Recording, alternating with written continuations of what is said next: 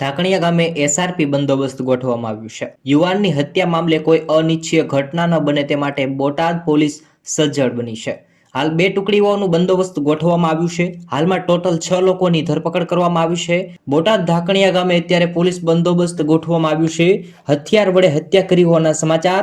ઝાલાભાઈ જોગરાણાની હથિયાર વડે હત્યા કરી છે, મોટા સમાચાર। હાલ 6 આરોપીની ધરપકડ થઈ છે, મોટા સમાચાર સામે આવ્યા છે। તમારે આ દુઃખદ સમાચારને લઈ કાંઈ પણ કહેવું હોય તો કોમેન્ટમાં જણાવો। આવી જ રીતે ગુજરાતના તમામ સમાચાર માટે અત્યારે જ જેડી ન્યૂઝ ચેનલને સબસ્ક્રાઇબ કરો।